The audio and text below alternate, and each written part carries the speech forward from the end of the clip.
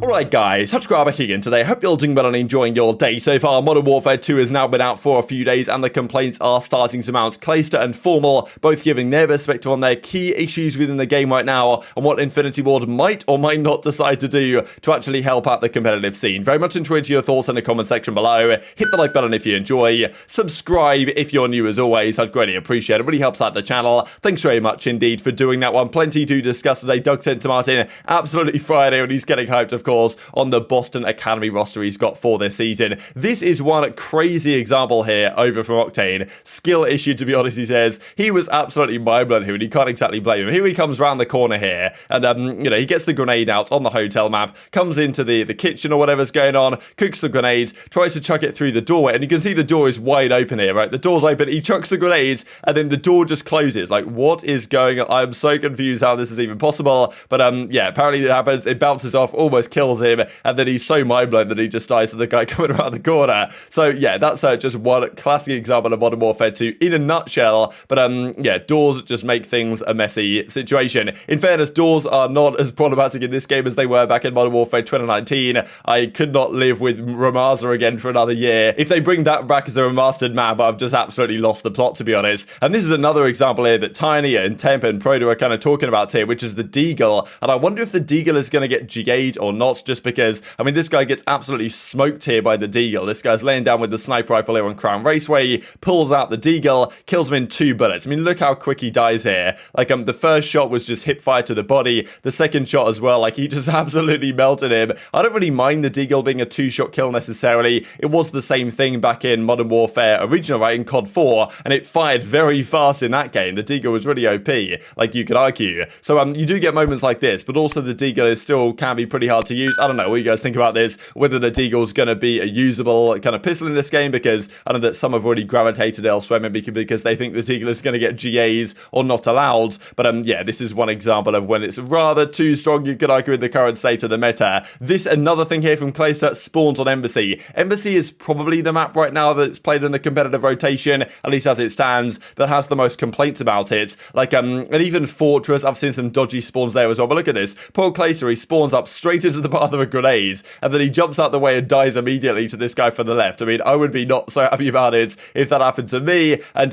yeah, there's been lots of complaints about Embassy, really, and the way it plays. It looks like it could play okay, but when you actually watch it in reality, and some of the spawns are very dodgy. Squad spawns still exist. I don't know if they quite work in the same way as they have done previously, but always when the game comes out, there are concerns about spawns. And right now, how many of the 4 maps that are being played in Hardpoint play well for Hardpoint and are kind of viable? You know, maybe 1 or 2, right? That's kind of where we are. And in a month's time, how viable is the game going to be from a competitive perspective when the season starts? That is a big question. That was the one big issue with starting the season early, is that, well, the game isn't going to be in the best state when the season launches, which kind of just is what it is, to be honest. The pros are going to have to deal with it in a way. I know we talked about this last year in Vanguard, and honestly, I think the Vanguard issues were worse in the fact that, like, control was unplayable. It didn't even exist in the game at the start, and then when they finally added it, it was completely broken. You guys remember, like, there was something going on with the ticks, or the ticks could regress, or there was something happening in control last year that made the game completely broken that they had to fix, and the amateur players said, you know what, let's just postpone our season until this is fixed. And I think they maybe did for a little bit, but then I think they couldn't really get away with it, and they just played Hardpoint Search and Destroy for the first few tournaments. Then control was finally added and then got fixed, and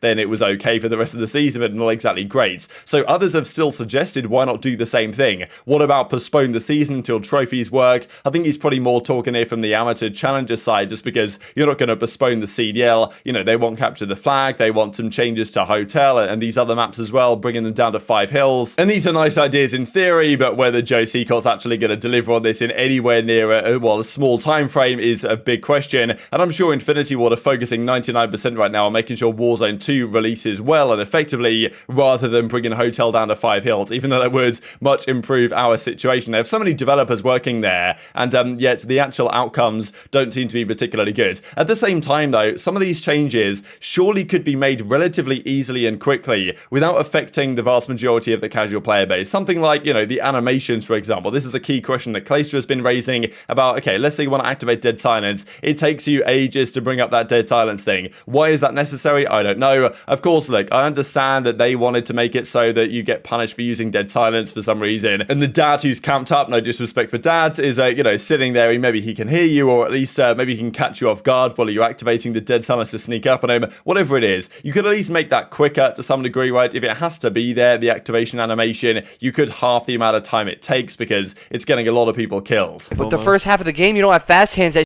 takes an hour to throw, bro. Like, I'm tempted to use Deddy for the first half of the game until I get fast hands. Like, no gets me killed. Like, bro, I swear to God, I see us dying by nades in our hands, Deddy in our hands, and trophies in our hands more than I see us dying actually shooting them back. I'm not even kidding. There's no way they don't update, like, the animation for Deddy, right? Oh, like, there is plenty of way, bro. Everything is slow in this game to punish people who try and play fast so that the dads can get kills. And the other point that Formal has been making again and again, and is well, it got 20,000 likes here on Twitter over the last day or so, is the following. I miss when I could get on COD and change my sense to 3, and my attachments were red dot sight and grip. Now it's a whole bunch of nothing that you have to read, and hope you don't pick wrong, which just honestly sums it up very nicely. I think a lot of people also have no idea how to even unlock stuff. It's like, you want to unlock certain weapons. To do that, you have to use other weapons with certain attachments to get this, and then you get that, and then you get this attachment, and then if you put this attachment on, you have to tune it. It's like, I do miss the days where you could just hop on, as he says, put your sensitivity to 3, 4, 5, whatever you fancy using, chuck your, you know, quick draw, grip, stock, or whatever on your AN94, and just roll with it. Of course, in Black Ops 2, grip was irrelevant, but you get the picture, right? You chuck a red dot sight on it. I mean, yeah, the M8A1, red dots, quick draw, stock. I mean, yeah, that's what you go for. Maybe you chuck on FMJ for Search and Destroy or something, right? But a relatively simple game that it was back then. Nowadays, it's an absolute mess. I mean, all the settings as well that you have to change is just craziness, to be honest. No wonder it takes so long for them to set up series and stuff when they go into the CDL, because the players have to get on the PCs on stage, change all their settings, which probably takes about 10 minutes with the previous guy, and then they can get going, right? I mean, these are some of the replies. Bance obviously is just messing around, so people need to adapt as an extra layer of skill. And even this from Jacob, debating between iron sight or red dot vector was enough choice for me. Now you lose a gunfight and you got to reevaluate all 5 attachments, and then you got to reevaluate the tuning of those 5 attachments, right? So yeah, this is the thing. Back in Ghost, there was the question, do you run long barrel or whatever it was called and grip on your vector, which is the dominant weapon? I think it was called muzzle brake in that game. So do you run you know, grip and muzzle brake, or do you run red dot and grip, or do you run red dot and muzzle brake? Those are the questions on the vector back in the day. Those are the questions you had to answer. Or did I use the red dot, or did I change it to the blue dot, which is what I used to do? So you know, those are the questions you had to answer back then. Nowadays, a rather different story, and understandably, Formal and others are not so happy about it, right? It would be nice if we went back to a more simple time, but given the way the game as it is, there are still some changes they could make, as Clayster is suggesting. The spawns would be a nice one for them to at least look at, and also the activation sounds and the delays on that's getting, well, causing a lot of deaths, to be honest. Now, I just wanted to look at some competitive classes, because as I talked about earlier today, despite the fact that there are so many attachments, people don't use that many. I mean, you kind of do on the ARs, but you can see that if you use an OpTic sight, like a red dot or something, it does make your gun worse to some degree. You aim down sight slower. So most are using the Scar iron sight right now. This is Cellium's class. He's got about 5 attachments on here, so quite a lot given what you could do with the weapon, but these are the 5 that Cell is using, and these are the 5, I believe, that Clay is using, but he's not using an ammunition. He's actually using a stock instead,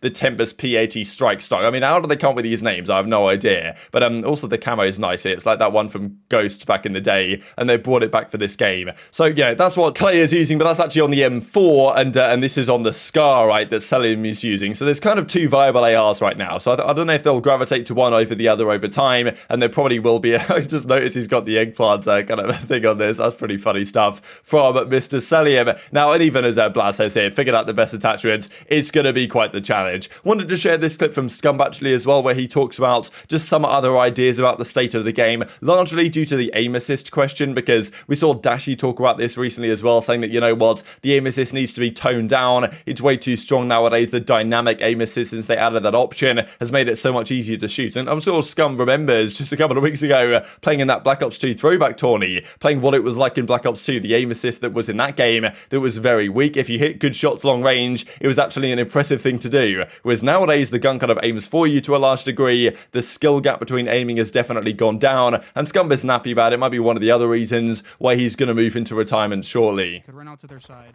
Aim assist is just so great, bro. Like nowadays in COD, like they took out so much of the skill of aiming with like controller with dynamic aim assist. It's actually like, dude, you don't even have to aim anymore. Like, not even trolling.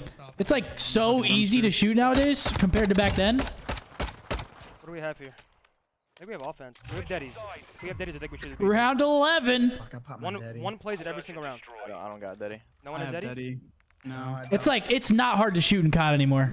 And this is another hilarious video here that Thieves did actually, where, you know, basically nade shots just running through all the things in this game to a nice beat in the background. But the amount of things in this game, you know, automatic airborne, like mantle, invert, slide and dive, like the amount of options that you've actually got to choose from and set out is just absolutely insane. And, you know, as I say, it's no wonder the pros actually log on to the game at LAN and they have to change all their settings from what the other guy was using and have them all written down on a piece of paper. Arguably, it shouldn't be the case. This I thought was pretty funny as well because, like, of all the things to add to the game, like, there's so many things that Infinity Ward could have done, but instead what they've done is that when you die to a car on Crown Raceway, if you can somehow get onto the track, the car comes round, not on the racing line at all. For some reason, the car's just on the right hugging the wall here. But, you know, if you die to it, the car has its own kill cam. So, like, obviously, this is just Pal having a bit of a joke here, putting Crimsix in the top left-hand side. But, you know, the car actually has its own kill cam built into the game. And it's like, so you put the time in to do that and not to do these other things that they could have done. I mean, I don't know. But it's just Infinity Ward things, baby. Just wanted to mention this quickly then, because going into this year's title, which streams that have you watched so far look the scariest? I don't really know who the best ARs are in the game right now, because as I said earlier today, to me, Shotzzy, Simp, and probably Pred are the most entertaining POVs to watch. Nero as well has got to be mentioned because he was filthy in the S&D tournament. In terms of ARs, though, I'm not really sure so far. Like, Clay was looking good. I haven't watched too many other AR POVs, to be honest. But I think from what we've seen so far, it's certainly going to be a very competitive season here in Modern Warfare 2. Well, okay, it's going to be a close season. How competitive the game is another question yet again. And speaking of AR players, actually, and compared to SMGs, this I thought was some interesting stats here from Mr. Brian Stats. Most different COD titles with a 1.30 KD event. This is a really interesting way to look at numbers because, like, obviously you can see numbers over time and average KDs and best KD performances, but this is most different titles with an event in that category. Cellium already holds the record here at 4. Formal, Octane, Slasher, Dashy all have 3 different titles with a had a 1.30. Clay has 1 game with a 1.30, 2 CODs with a 1.29. So Clay's pretty much there, but doesn't quite make the list technically. And then Scump, Simp, and aBeZy, those are the only SMG players in history that have 2 different games with a 1.3 KD event as well. So pretty crazy stuff to kind of compare the SMGs to the ARs here. And yeah, the fact that Cellium is already the number 1 on this list, and every single season that Cell has competed in over the last 4 years, he's had a 1.3 KD event, which is so absurd. You can talk about, you know, playing for kills and all this, but still, like, breaking this record already over all these other names is pretty impressive stuff. So very much enjoyed your thoughts in the comment section below. Hit the like button if you enjoyed. Subscribe if you're new. Take care, and I'll see you next time.